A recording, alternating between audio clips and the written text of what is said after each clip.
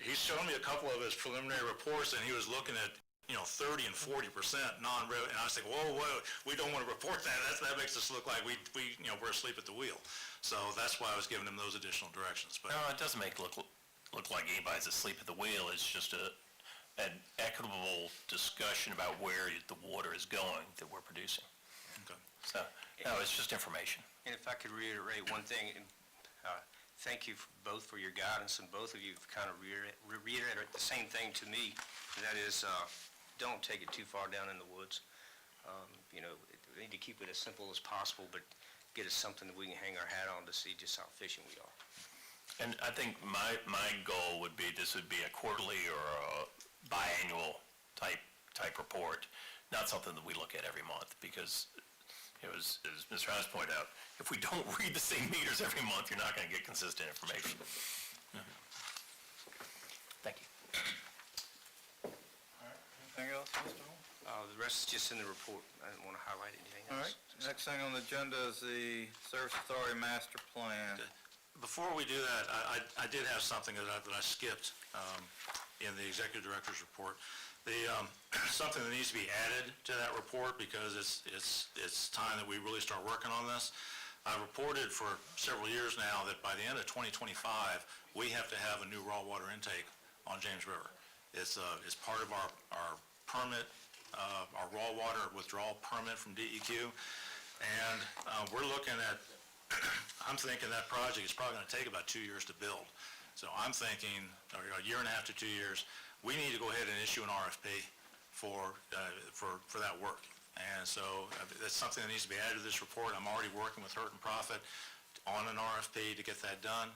And they also have gone back and looked at it. When I first came here, that project, previous director from estimates from Hurt and Profit had estimated that project at $5 million. A couple of years ago, I worked with Hurt and Profit, and we increased that to $6 million after a few years of inflation. And as of last week, Hurt and Profit's increased it to $8 million.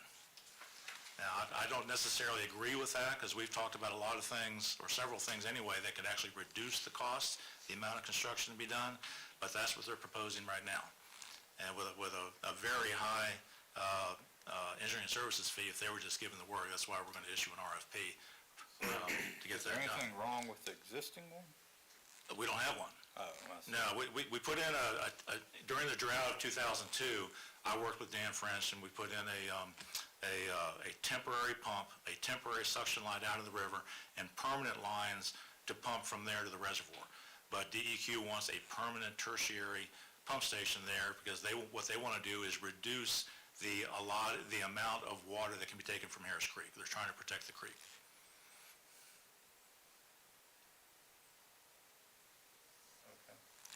And I've talked to Mr. Taylor about this, to include that in the 2023 pro forma. But what I'm looking at is working with him on an RFP for issuance. Working on an RFP for issuance the first quarter of next year, and in the second quarter, working with him, Mr. Taylor, on financing the next bond issue we're going to have to do with VRA.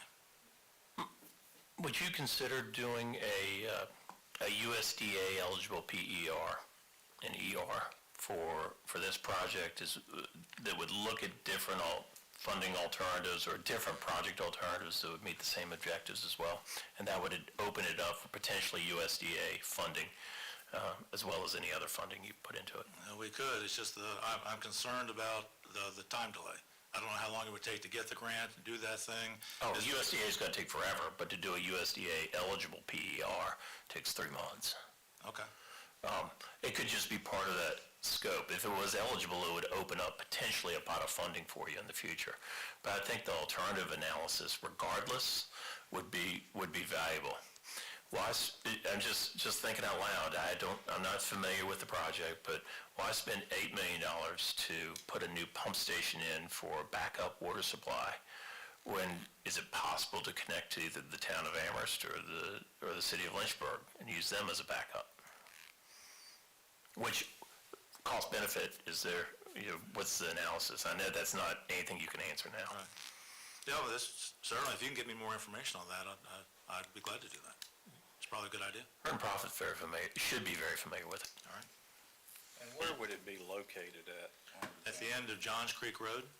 In Eland, the area. Yes, well, south of Eland. So it's further up than the Gateway Sewer Project? Yes, sir. Well up above. Substantially. Okay. So what, are you restricted by how much you can take out of the, Harris Creek? All right, but on the other hand, the city of Lynchburg does not have those parameters, or do they have parameters on the Peddler River? Because, Oh, I'm sure they do. but they were grandfathered in, I mean, the thing practically runs dry in the summertime. It gets below a certain amount, then they have to switch over to the, James River.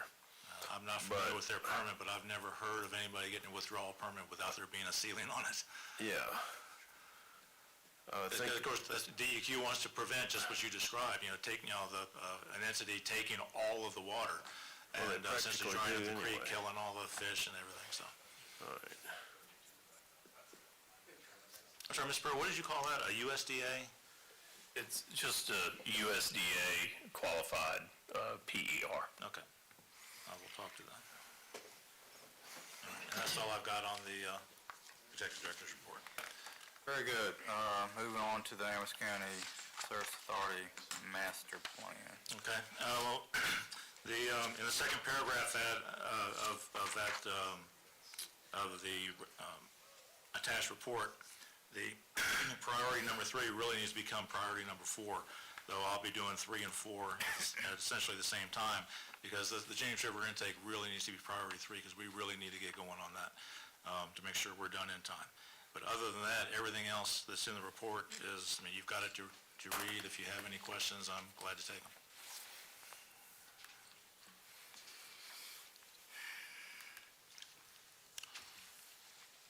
Mr. Perot, when he gave me a comment on the budget, that I had neglected to include that.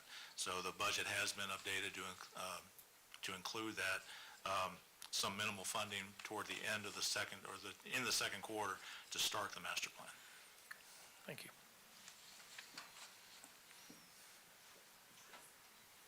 Board members? Okay, moving on to the draft budget. Okay, again, I've sent it to you all a couple times now. I've gotten a couple comments back. This is the latest update. We don't need to do this today unless you all are comfortable with it. We do need to do it no later than the January meeting, though. So I'm still looking for comments, or if you all are okay with it, if you've reviewed it sufficiently, you have no more questions or comments, and you're okay to approve it, we could do that today. And this is for the first 6 months of next year, because we're changing to the fiscal year on July 1st. It needs to be approved before January if it goes into effect January 1, correct? Well, no, Mr. Lockaby can answer that question. The way I was looking at it is that as long as we're not we haven't spent any money by the time on January 3rd, and we haven't spent any of the 2023 revenue doing 2023 projects, we should be okay. We got pinged on this in our audit. Because of last year, when we didn't approve it until the end of January, early February.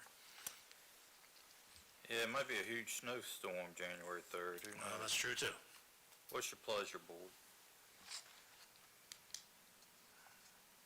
Probably ought to consider improving it.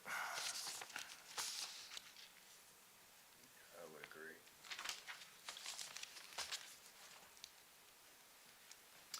So the Service Authority is not like the board where we have to have public hearings on the budget. Is that correct? Correct. You have to have a public hearing to set rates, but not to adopt a budget. Mr. Woods just brought up a great point. He said we can always amend it if we've got a problem. There you go. Is there a motion? With that said, I'll make a motion to approve the budget as presented. All right, any 6-month term.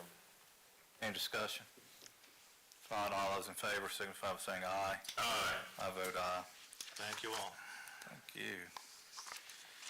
All right, next thing is the rates and fees benchmarking study. Yes, sir. Of course, we do this every year. I sent it, we included it, I think I sent it to you all before we published the budget. I've also sent it to Mr. Taylor Davenport for the pro forma.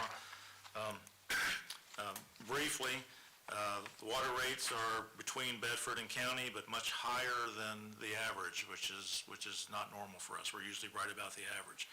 The water rates are also higher than 7 of the 11 utilities that we benchmarked that are about our size and type, and higher than their average. Tap fees, our connection fee matches Bedford and Campbell, and our availability fee is lower than both of them. Sewer rates are between Bedford and Campbell, but much higher than the average, which is a lot higher than normal. Sewer rates are about in the middle of the other utilities and at their average, which is where we'd like it. And sewer tap fees, we match Campbell, we're less than Bedford, and our availability is lower than both and much lower than their average.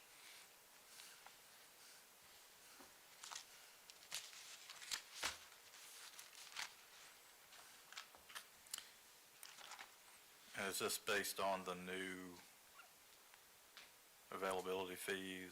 It doesn't affect them, because the new availability fees, the study is based on the base availability fees for water and sewer, which didn't change. I see.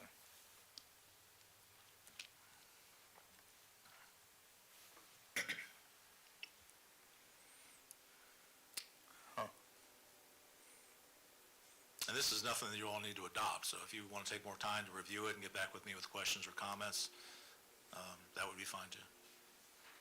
How is Campbell so much lower? I'm sorry? How is Campbell so much lower? I wish I knew. Their rates are like 60% of ours, and I don't really know how they managed to do that. They haven't changed their rates in, God, several years. I don't know if they've changed them since I've been here. And we've changed ours significantly over the last 5 years. Well, we change them every year. I mean, I know, but they're like 5% a year for the past 5 years. It's like been 25% over the last several years. And so, I mean, is it gonna continue to be that type of increase? Because it's becoming a substantial bill for a family of 4, considering what I have to pay on an average. So, I mean, we should try to maintain some type, I mean, we did it on one side where we're looking at, what we're charging for availability fees, but we gotta be cognizant of what people pay as well. Okay, well, part of that's going to be on you all, because remember, you all actually increased what was recommended last year because you wanted to get more money available for water and sewer extensions. And also that Mr. Taylor's already done some preliminary numbers on if that sewer intake project actually does go from, if it's going to cost $8 million, he's looking at, I think it was 5.9% and 6.9% for water and sewer. And that's before we even start talking about the gateway sewer, if you want to raise rates to help cover some of that cost. There's got to be more to that, because if you look at it, they're the lowest in this looked at, right? Yes, sir. I mean, are they being subsidized by? I don't think they're being subsidized in rates. I know they are in fees. I know that Louisa County, for instance, their county board of supervisors gives a substantial subsidy to them for economic development purposes, like major subsidy, like much, much more than anything that our board of supervisors has even considered. I suspect Campbell's got something similar going on. And they do.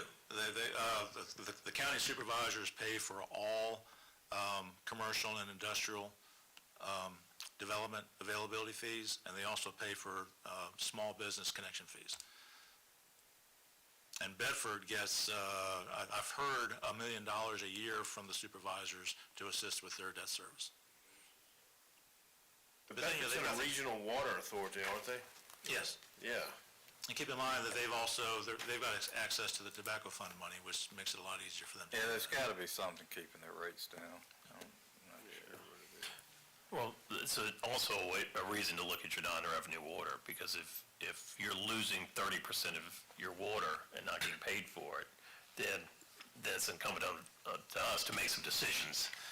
If it's being given to somebody else for a beneficial purpose, is that our mission, or is that something that maybe the county should contribute to, or is it, or do we stop doing it? Or we get the entity to pay for it? Or is it leakage? We don't know the answer to any of that yet. Well, I mean, I understand what you're saying, but if you go back to what Mr. Hall was showing,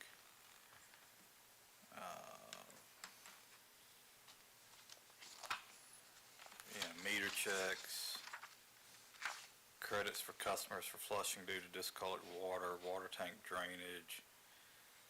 I mean, firefighting, I don't reckon, I mean, surely we're gonna charge for that. No. There's nothing in there that he's looking at that is not beneficial to the service authority and its customers and the county. There's always non-revenue water. The question is how much as a percentage of your overall production. Oh, sure, but I'm saying, of this list, who would we go back and charge for it? I'd be interested in seeing how much leakage we have also. Well, that's what Mr. Hall's working on. Very good. All right, anything else on the benchmarking study? No, sir, unless you all have any more questions. All right, miscellaneous matters. Okay, again, some things that come up in the last few days that I want to add to the report. Under number one, we have lost one of our construction crew guys that we were really hoping was going to be one of the supervisors the next couple of years. He just decided after 2 months that he doesn't like this kind of work. There's not enough diversity in it, so he wants to go back to where he was before. The supervisor who got sick last year, and Mr. Hall can correct me on this if I'm wrong, but I understand he'll be out until at least February 7th per his doctor. Yes. So we're looking at, we've got ads out for 3 people. We need a water operator to replace Nathaniel Trump, who left to go take another job a month ago. At least one crew person to replace the supervisor who is out, and possibly another one soon, because we've got a senior utility mechanic on the crew who's probably going to be retiring soon. And a wastewater operator to replace Nathan Campbell, who also left about a month ago to go into a family business. So these are on the website? Yes. All right, I may know some people that could be interested. If you know anybody, that'd be great. It was kind of interesting. I went and talked to the last guy I needed the easement from for the Lakeview Sewer, and it turns out he is licensed as a wastewater operator in North Carolina and has just moved up here. He's looking for a job. Now, unfortunately, there are things that I probably shouldn't discuss here that might not work out so well. But he's looking at he's looking at the job description. He may put in an application, and if we could hire somebody like that, it'd be the first operator we've hired since I've been here. Typically, we have to hire apprentices and train them. I just wanted to add on our website, once you click on it, it posts immediately, we are hiring. If you click on employment, it lists all the open positions and application. All right, Thank you. thank you. And that's all I've got additional to what's in the report that's in your packet, unless you all have any questions. Board? Yes, sir. All right, moving on to the Gateway Sanitary Sewer Project funding. Yes, sir. Mr. R.T. Taylor from Davenport is here to give us an update on the funding analysis that's been going on with him and Service Authority staff, county staff, Sands Anderson folks, and who else? I don't know who else.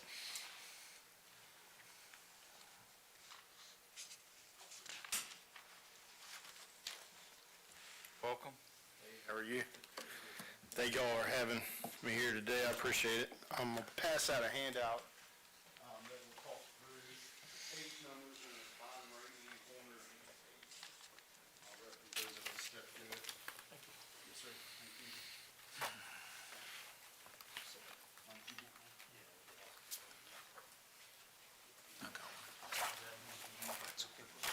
That's all right. Here's one. You can have this one. I've got one.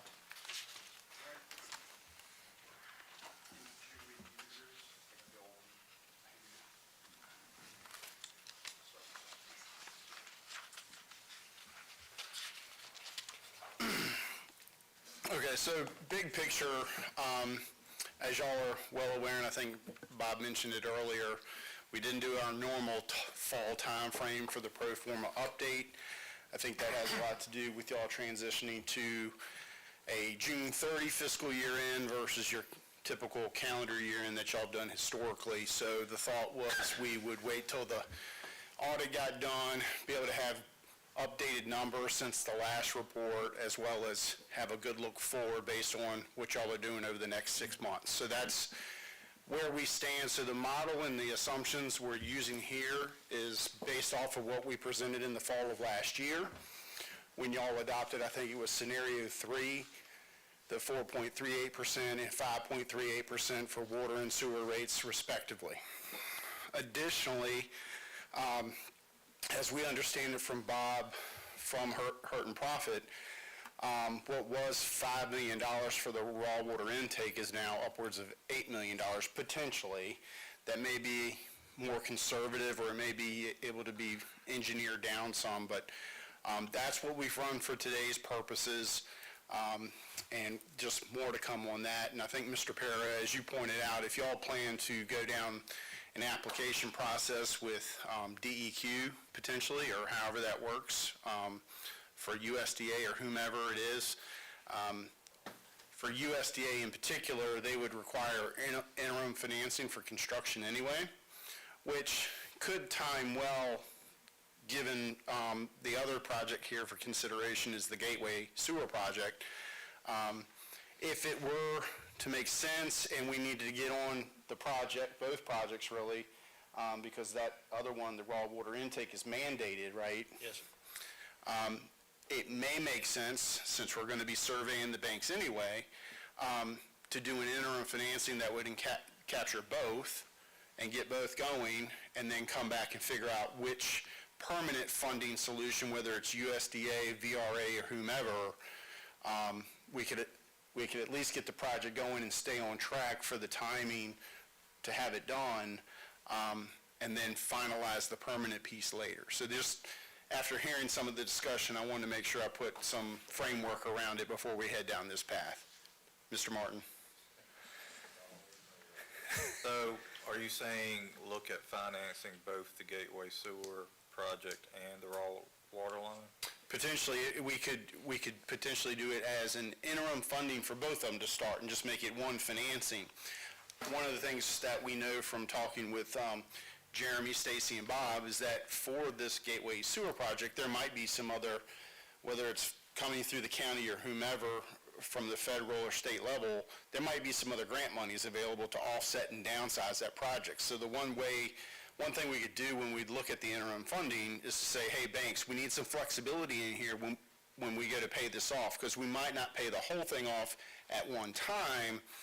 We might get $2 million over here and want to pay off the Gateway Sewer Project ahead of doing the permanent funding on the raw water intake. So it's just might be a little bit of more moving pieces and parts, but we've done that plenty of times with the banks when we go out with an RFP process, and they understand our process. We talk them through it. We're having those conversations as they're going through their credit underwriting process. So there might be something to consider when we're going out with a bank RFP to get presumably funding for both projects. Have you gone through and looked at the debt capacity of the Service Authority?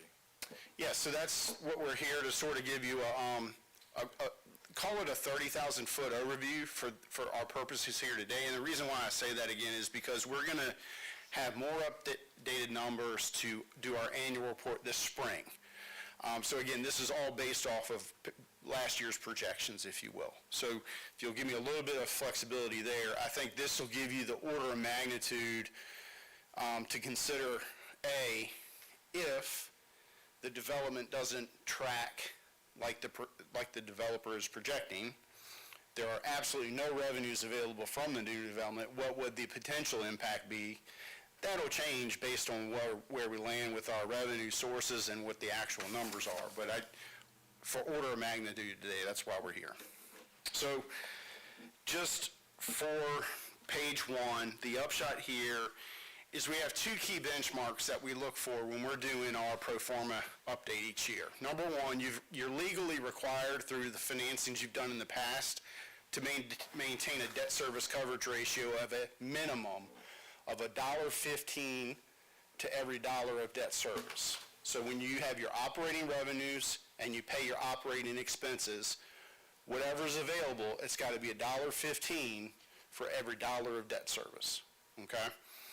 Additionally, from a best practices standpoint that was put in to policy several years ago, we try to get your most flexible cash, your non-designated reserves. We want to make sure that at a minimum, at a given point in time at the end of the fiscal year, it's at a minimum 50% of your operating revenues. Now, I think one thing we might want to revisit is how y'all's cash flows track by month throughout the year. But right now, the way the policy's written, it measures at a specific point in time, and that's basically at the end of your audited year. So there might be some thoughts, maybe we might want to raise that to be a little bit more conservative, because we might dip below that during the fiscal year, but we'll come back and have that as part of the discussion during the annual report, okay? But those, for now, are the two key variables we're trying to target when we talk about debt capacity or debt affordability. Can I jump in just a second? Sure. And we've talked about this, I just want to mention it.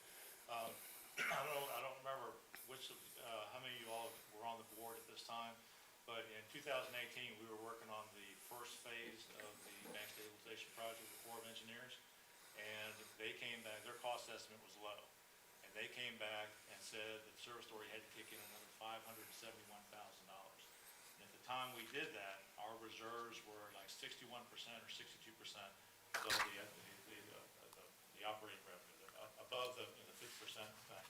And when we kicked in that money, it dropped us down to 50.2. So something that really needs to be considered. I've been targeting 75% instead of just 50, because in this business, these projects are so costly and they're so immediate. A lot of times, if you have an emergency, you can't wait. You have to do this right away. I just think we need more money in our reserves. I just want to throw that out. So we'll flush that through a little bit for the purposes of the annual report, maybe show some different levels for additional consideration. I think the upshot, though, is that the policy worked back in 2018 because we had set those reserve levels at 50%. You had enough cash to move forward with the project, even though you were caught off guard a bit by that additional increase. So the policy works. It's going forward, do we want to put a little bit more in the cookie jar for potentially higher or more material impacts, I think is the upshot. Is that fair, Bob? Yes, sir. Okay. Thank you. Okay, so that's basically the point of page 1 is hitting our key benchmarks for capacity and affordability. Page 2, bottom right-hand corner. Again, this is all going to be built off of scenario 3 from last year. 4.38% and 5.38% is what y'all implemented. At that time, we had the $5 million raw water intake estimate in the model, and we had the other mandated project for out in fiscal year 25 for the sewage pump station improvements at $5 million. What we understand now in that orange box is that the raw water intake project specifically has shot up to about $8 million, so an increase of $3 million.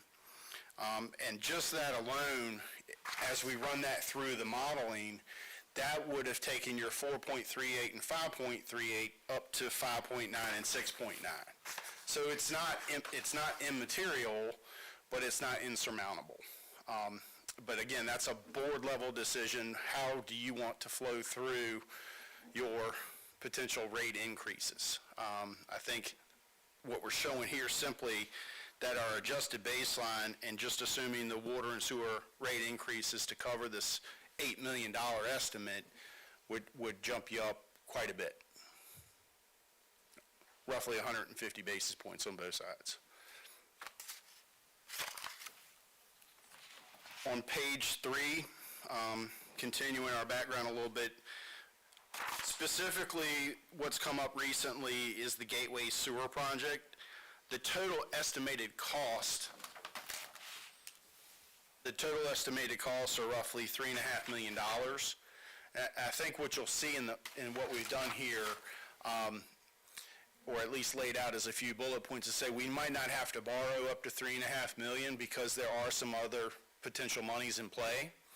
But for conservative purposes right now, we've run it as if we're borrowing the whole $3.5 million on an interim basis and then doing a permanent financing to take out the whole thing. To the extent other monies are identified, whether that's county contributions, grant monies from the Fed or state level, et cetera, that's what we're reflecting in here. And how are we going to pay for it? That's sort of what we've been tasked with, trying to assess the potential impact to the user rates, uncovering or trying to find some alternative sources, and then lay out a strategic plan of finance that will help us get there if you also desire to move forward. So the goals and objectives, I've basically sort of already hit them on the front end. But the one I really want to key in on here is the main bullet number 2. What we talked about and what we've done in other localities. I know y'all were bringing up that during, like, how do other localities do stuff in the benchmark study report. One thing we've done, for example, in New Kent County in the Bottoms Bridge Utility District is we drew a line. And so this is going to be our utility service district. They already had some water and sewer infrastructure in the main part of the county, call it, but this was a new developing area back in like the 04, 05 timeframe. So we drew the line, and there's an additional special ad valorem just on the values, the assessed values in that area to tack on to the water and sewer utility bill, okay? The county doesn't have to implement it, but you have the flexibility by drawing that line and establishing that service district. So it's not saying from Jump Street, you're going to start charging the developer, in our example, you'll see in a minute, 10 pennies over and above the 61 base pennies that y'all already have for Amherst County. But it creates that flexibility. One other thought was creating a district that carves it out, whether it's a tax incremental financing district or not. That would actually hurt the general fund. So if you drew a line and created that type of a district, you're carving that assessed value out of the county's general fund, and you're only using those monies toward the sewer district. But in our example here, what we'd like to do is draw the line and say, we're not going to take anything away from the general fund. This is just going to be additive to the folks in the AV, the assessed value in that district. So you get, it's the best of both worlds, and you'll see in a minute why I say it's the best of both worlds. So the way we're measuring the impact in here is what is it going to look like on water and sewer rates? What would the potential special ad valorem be for a service district? And what level of county support could potentially be blended in to provide some coverage on this new project? I've sort of hit page 5 already. The purpose, like I've already explained, is just creating the flexibility, drawing the lines to create the district. It's pretty simple to create the service district. You hold a public hearing, adopt an ordinance. I think that's really the highlight there. And then the other advantages are that the county board has direct control over whether or not the special ad valorem tax is going to be implemented. So you, as the county, the board of supervisors would control whether that ad valorem is implemented or not.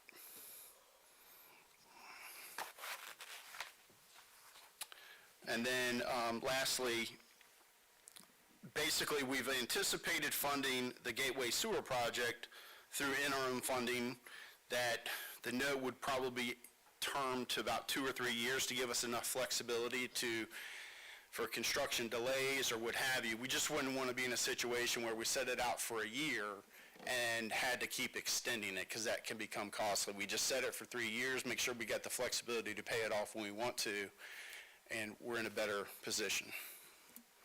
Of course, we can figure out what the interest rates are going to be and present them to you at the appropriate time for y'all to make that call.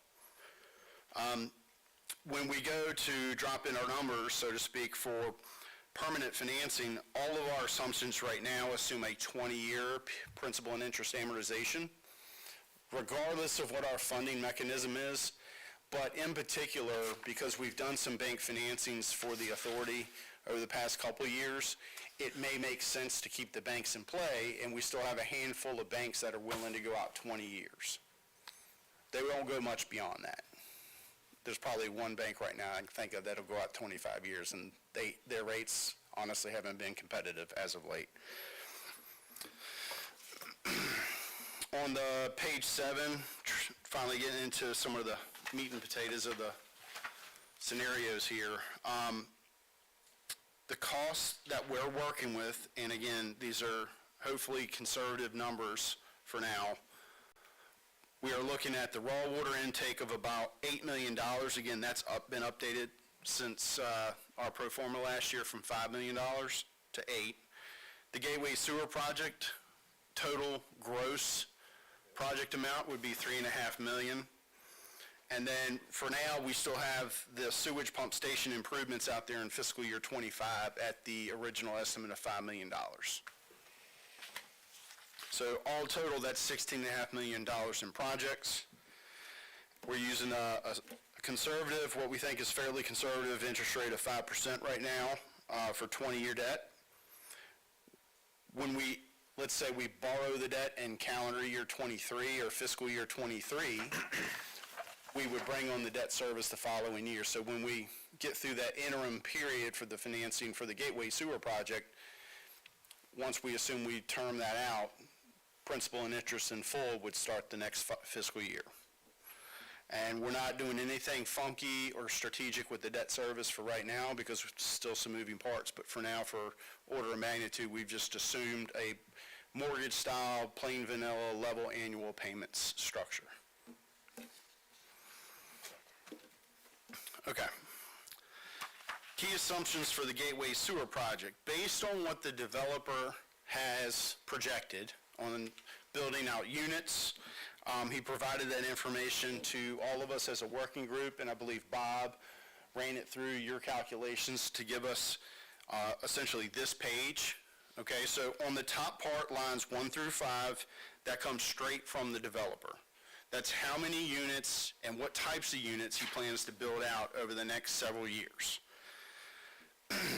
In lines 7 through 13, that's where staff has given us some help on, okay, well, if these are the units per year and these things come on as tracked, what revenues, based on their usage, could we expect to receive as the Amherst County Service Authority, just specifically to this development area? So the line 13 is what's 100% based on projections, what we'd expect to get revenue-wise. Now, we didn't want to give it full 100% goes to the bottom line because obviously when you bring on additional infrastructure, there's going to be an impact to operating and maintenance expenditures. So what we've assumed in here, based on your simple current working margin, operating margin, which is roughly 55%. Operating expenses are about 55% of your revenues. We're assuming we're going to use 45% or get the benefit of only 45% of those revenues from the development. Okay, now that might be high or low, but that's what we've assumed for now. So on the bottom line there, line 17, that's what we are assuming would be available to us by fiscal year in revenues, in net revenues. I'm doing a lot of talking, but if y'all want to have questions and answers period during this, that'd be fine with me. No, I was just sitting here thinking about how well you explain things. I think I am or not? That was a compliment. Thank you. It's a lot. It's a lot of information. So if I don't say something clearly, or if I haven't, pinged a thought that needs to be clarified, just let me know because I don't want to. You know me, though, I always want the bottom line. So And I like it. I like it. I appreciate it. I'm getting there. If you would, with me, turn to page 9. Again, the top section is going to be the number of units that the developer projects implementing and being active by fiscal year. That's lines 1 through 5, just like on the previous page, okay? Then if you look at line 8, okay, I'm going to go through a little bit of detail here, so just hang with me. The 2 lots that make up the Gateway Sewer Project development, there's 2 lots. Total value is roughly $370,000 on line 8 under 2024, $368,900. We're keeping that separate to track the base level assessed value growth that matches the county's overall growth, okay? So we're growing that. Then, what are the units going to be valued at. And we've just assumed for now, we looked at assisted living, market rate apartments, commercial buildings, et cetera. We went with the very low end of all that sort of averaging together and said, let's keep it simple for order of magnitude and math, and we're going to just assume a $100,000 value for each of these units, okay? So if you look at line 9, we're taking those units that are projected to be developed over or above. They total 118 units. They're different, so we didn't show an actual total there. But it would be roughly 11.8 million. So all total, the total AV in that district would be $12.1 million, okay?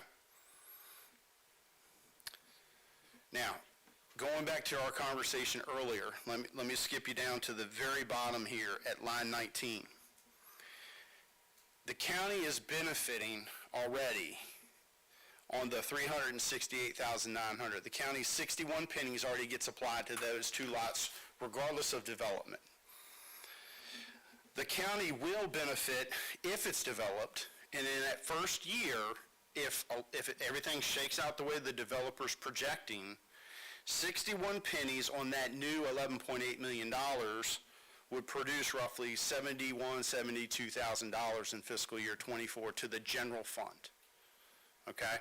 You can't take that away from the general fund with this special district. That's my point here. We're drawing a service district. So it's not being carved out of the general fund. The general fund still benefits. Then flipping back up into lines 12 through 16. This is the total assessed value with the two underlying parcels plus the new development. So you get to the 12.1 million. And incrementally over and above that 61 pennies, the folks, whether they be businesses, industry, mom and pops, seniors, whatever the population is that buys up these units, they're going to pay their 61 cents at the bottom, but they're also going to pay a 10-cent real estate tax rate. And I say that with a caveat. They don't have to, meaning the county doesn't have to implement that. Just because you draw the line and create this district, you don't have to turn the light switch on and start charging that. The purpose of today's discussion is to say, hey, look, we're at the beginning of this process. This all looks great if things come out to plan. However, if it doesn't follow the projections set by the developer, we may have the opportunity, or at least want to create the flexibility to ask the developer to participate in that slow growth with us. So he would initially be paying these 10 pennies over and above on the real estate that he's developing if things were to really significantly slow down and he's not hitting the mark for us to help us cover our debt service. Okay, so it just creates an extra revenue source that we can turn on and off, like the water and sewer we're creating, right? Yes, sir.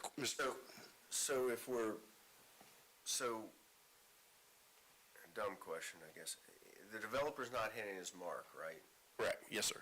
So then we're gonna impose an additional tax on that developer when it's kind of like kicking a guy when he's down a little bit. And to my knowledge, we've never had a special ad valorem district in the county, at least not in the 25 years that I've been here. Is anybody aware of us ever? I know we're plowing new ground here. Yes, sir. I'm just thinking about the perception of it as well. I got you. Not in the city either. No, it's been discussed a lot, but I think, and obviously we'll have these conversations more, what I'm struggling with is either the service authority or the county is going to take a pretty big risk, all right? Correct. And we take that risk and we put the infrastructure in and then he doesn't develop, but we're kind of betting on that development to pay the debt service on the line. We're out of luck, which means everybody's going to pay because we're going to have to raise rates, right? And projections are what they are. They're projections. Yes, sir. As we're aware. And I'm looking at 118 units a year. I don't think anybody, how many building permits we issued, new construction, single-family residential, and apartments in the last average over the last 3 years? Probably not 118 in the whole county, right? Probably about that. Yeah. So it's doubling. So we're gonna double the whole production of the county with one development. I mean, But it's speculation though, too, so. I hope it works, but I'm just, knowing what we've been doing historically, this is doubling the production, which, Well, I think big stretch. there's a couple of different models I think we could look at, but, I'm sorry, can you finish your presentation? Yeah. Yeah, absolutely. No, and I think we're going to sort of drive it home in just a second. But those are very valid, very good points, and hopefully the remainder of this will sort of address that.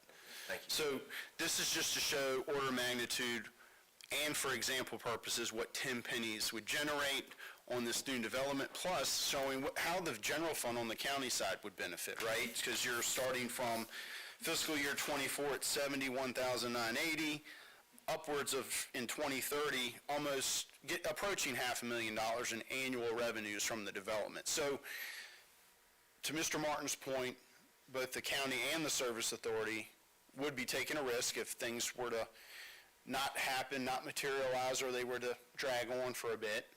So the county and the service authority really would be on the hook, so to speak, for the debt service.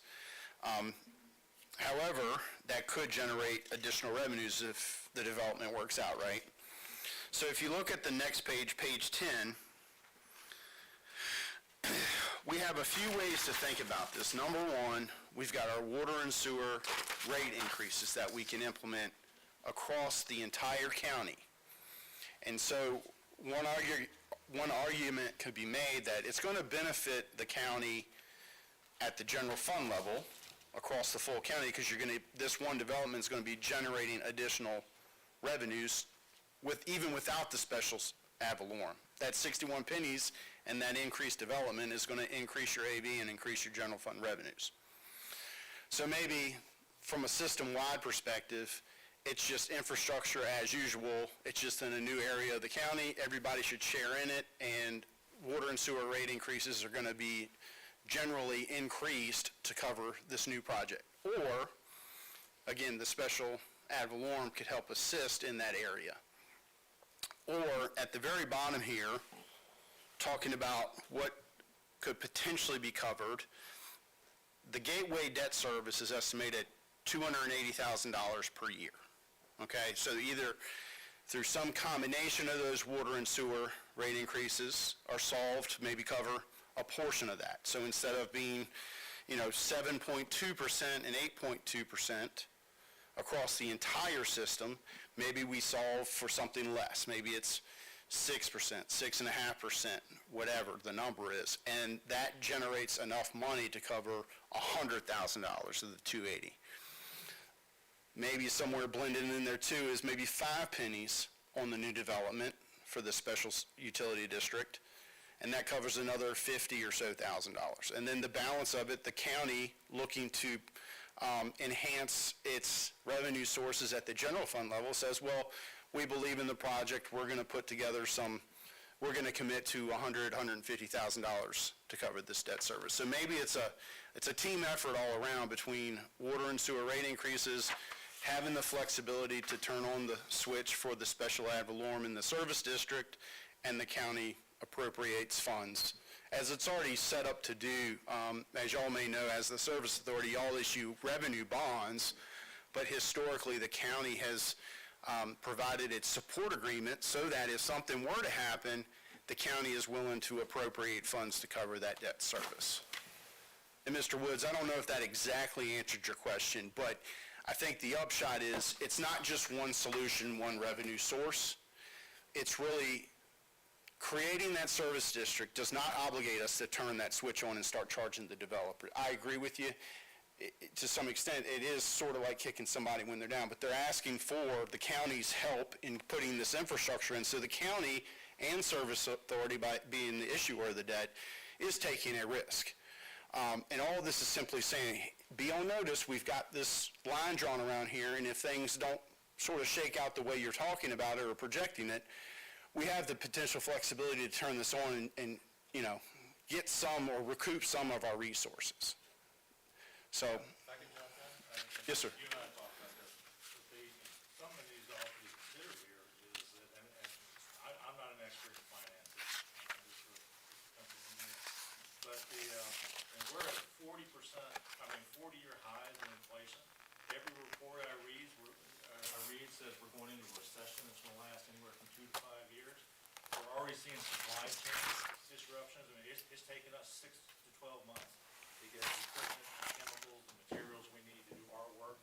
And all that could very well translate into major delays in the development of this project after whoever has incurred the debt service. So the revenues that Mr. Taylor's talking about could very well be delayed. And he mentioned that a few minutes ago. I just wanted to bring that up as something that could contribute to those delays.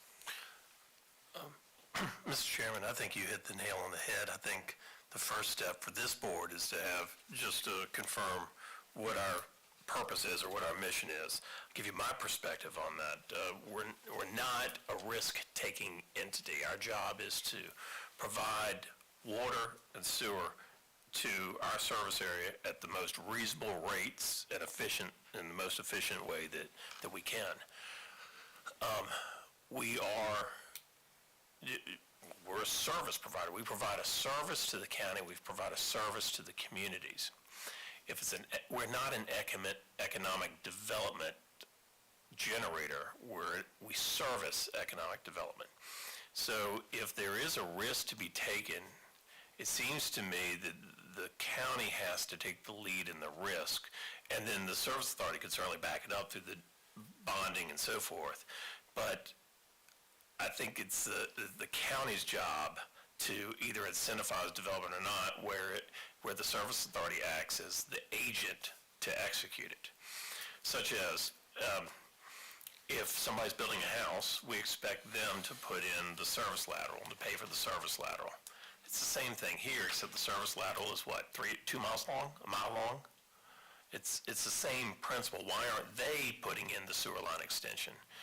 They should, unless somebody wants to help incentivize the development by contributing to that investment, which the county may do, but I don't think it's the role of the service authorities to do. But if the county desires to do it, our role as the provider to service the county says that we'll help implement that, and we'll do the funding as long as it's guaranteed and back up, and then there's a plan in order to make sure it gets paid back. I'm curious as to what you think. That's how I see kind of the role and where the responsibilities would be divided. But I'd be curious as to you all's thoughts. Down there? I do have a question back on the Avalorum district, change the shoves. You want to change the subject, right? I mean, it's all right. If you assess with a special Avalorum district, that would be applied to the assessed value of each individual tax parcel, correct? That's the way that would work. So to each property owner, and Mike can step in and correct me if I'm wrong, but basically those two parcels Right. are essentially being subdivided with these different units, and there's going to be owners Sure. to these different units. Right. So if I own a senior villa, Right, you know, and it's valued at $100,000, you're gonna get the special assessment, I'm going to pay that. But until that's there, correct? whatever value is on that property or units that are constructed but not sold yet, then the developer would be paying Right. that. So in the event that the development stalls, and let's say that there's 210 of the 280 proposed units are platted but not recorded, and we just have a big field, unplatted, unrecorded, we're only gonna get that fee once, right, on the undeveloped land, correct? Well, it's not In the event that we It's- implemented that. it's not a fee, it's a tax assessment, so. No, I It's understand, annual. it's just, right, but But it's just on that one the developer is getting the bill for whatever he owns and hasn't Right. sold. But if he hasn't platted and recorded individual lots, we may be getting it on 75 acres and not 75 lots. That's right, We might get yes. it one time on an undeveloped parcel and not 150 times on 150 lots. That's Until they're developed, and as you say. You got, if there's no So we improvements could- and it's just the lots, Yeah. it's just on whatever that base assessed value Getting is. something additional in the event that this development were slow, but we might not be getting what we project. That's right. That's where I think the logic in this spreadsheet breaks down for me. Is you kind of throw the special tax on there in case it slows down, but you're still using the developed assessments to calculate it. Yeah, we haven't done any scenarios in here to slow anything down. We've just presented as is. If it were to slow down, these numbers would look very different. The other thing, so if you skip to page 11, you're looking at service of 281,000 annually to cover the 3.5 million, right? Yes. Well, the project wouldn't come anywhere near of meeting the debt service until, 2025, it would get to 242,000. It's 100% built out, right? Well, no, it's halfway built out by then, but, But it would be 100% on schedule. right, for the first 3 years, Right. we wouldn't even cover the debt service from the real estate tax. Well, I'll do you one better. You're looking at what the county gets at the very bottom there. That's not the special. Well, You look up at line 16, you don't hit it by 2030 to get to 281, just on the utility district. I don't see us doing a utility district. I could be wrong. I just don't see that happening, but But to your point, Mr. Martin, we've only assumed 10 pennies for purposes of illustration. okay. And again, the approach we suspect is going to be somewhere in the middle, where maybe the developer participates a little bit, maybe the county participates a little bit, and maybe the water and sewer rate increases bear a little bit of the Correct me pressure. if I'm wrong, but the county's already contributed $1 million. Right. Right? And didn't we do another million? Or am I right? So $1 million. We talked about doing another million. We never actually, that million was supposed to go to the Service Authority, but we talked about taking it, didn't we, Bob? You said that, we talked about taking another million and putting it on this project. That'd be $2 million if we did that, although that would put the Service Authority in somewhat of a hole. They had been counting on that money. So at a minimum, the county said, here's $1 million. So we should be basing this on 2.5 million, not 3.5. The county gives money to the Service Authority to promote economic development, which is very much appreciated, and thank you. So if we were to allocate or earmark that to one development, that would be our commitment for the year. And I think that's reasonable. Okay, so, The way we obviously, did it, if I can interrupt, the way we did it in 2021, the first $1 million was for general water and wastewater infrastructure. That was from the CARES Act, I think. And that money was earmarked to replace 2 wastewater treatment plants that are already beyond their service life. That if they fail, we're going to have scores of houses that can't flush the toilet. So, and we've already started spending that money. We've done preliminary engineering reports on using that money. The second million early this year from the ARPA money, that was for the Gateway project. correct. So there's $1 million that's been allocated by the county to the Service Authority specifically for the Gateway project. So it's 2.5 million that we'd be looking to finance. all right? Okay? We can- So, we're not gonna finish this today, and I don't think we need decisions today, but what concerns me more, I mean, we're talking about $3.5 million, all right? Let's talk about the other 13 million. Yeah. Right? Because county's not gonna come in and pay for that one, I don't think.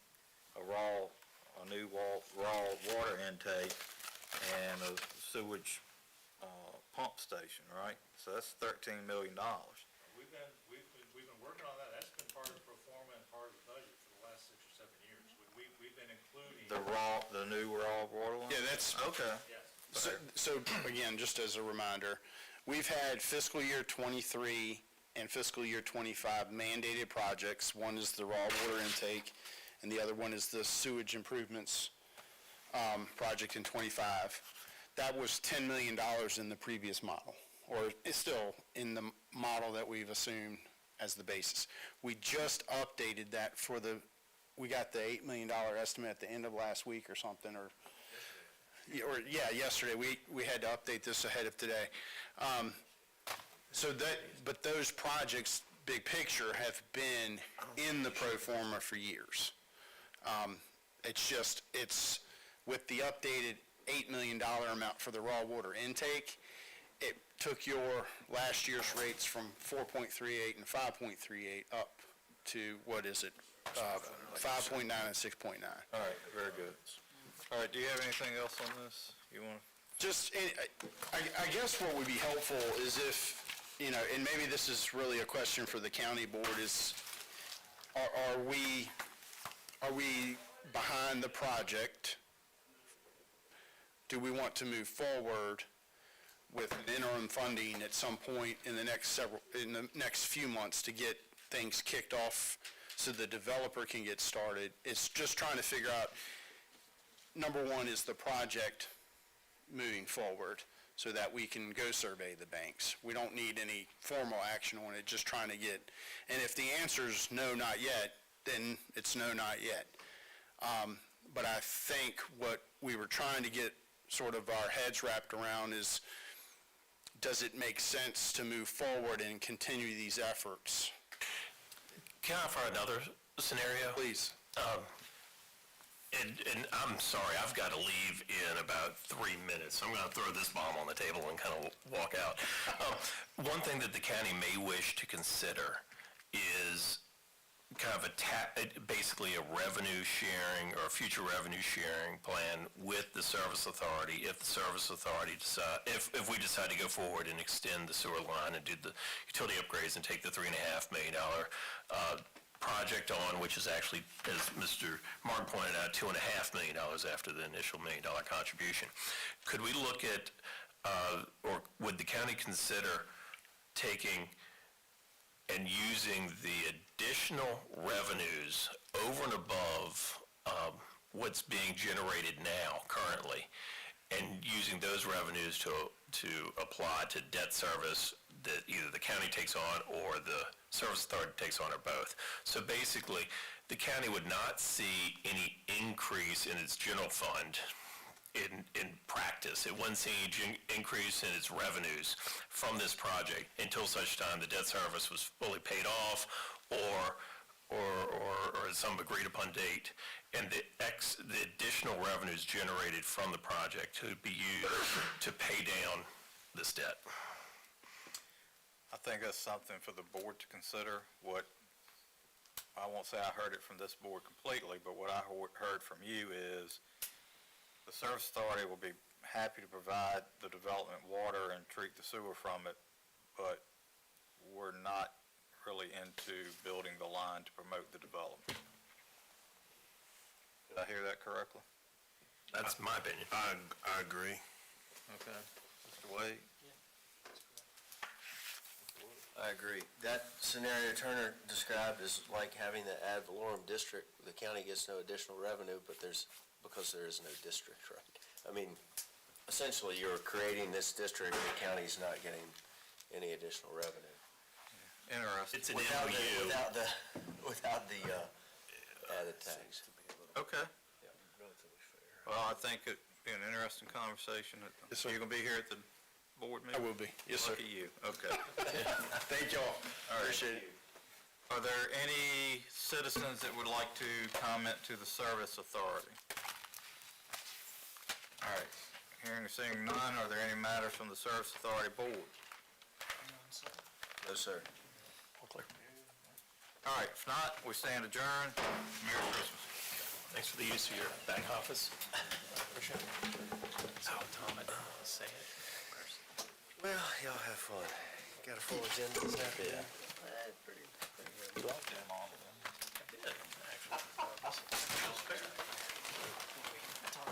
I'm gonna get my man out of here.